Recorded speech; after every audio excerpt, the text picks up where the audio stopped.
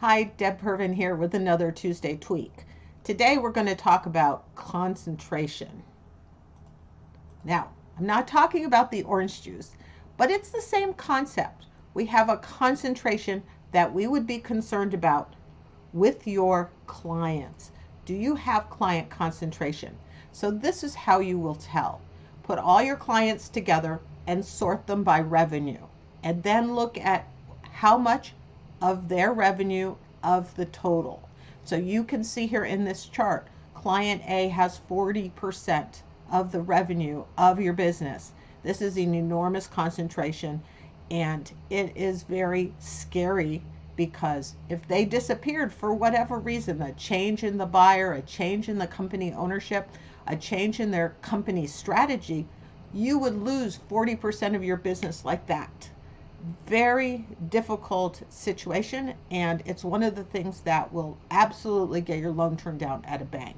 Now, client B is at 22%, which is starting to approach some concentration levels.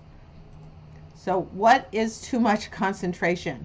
More than 30% is absolutely sort of the number that most banks use, most strategic investors use. You can maybe push it to 35% if you're having different buyers in different locations. Let's say you have offices on the East and West Coast and you have buyers that are making decisions locally. Sometimes that works. Sometimes they decide to combine the buyers and save some money, and all of a sudden they recognize they have a concentration and it's toodles. Okay, you really need to start paying attention when your client hits 25% of your revenue. That's when you need to start thinking about alternatives. And here's some suggestions. So what do you do? Number one, obviously stop selling to client A.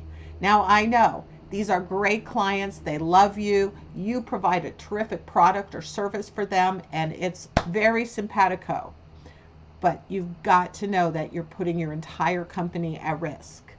So my first suggestion is raise your price. Raise your price so that client A starts thinking about finding another vendor. All right, now that's a little tricky because you don't want to send all of it out, but you really do have to find a way to mitigate your risk. Now, another solution is to increase the sales to all of your other clients so the concentration is not as high on client A. This is obviously a great solution, but it takes time. And then I've had other clients find a JV partner. So you're providing all of these different services to client A, and so you find a partner who can provide some of those services to client A.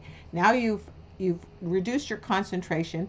You've put your client in someone else's hands, but you have you've mitigated the risk of your concentration. Let me know if you have any questions, and I will see you next week.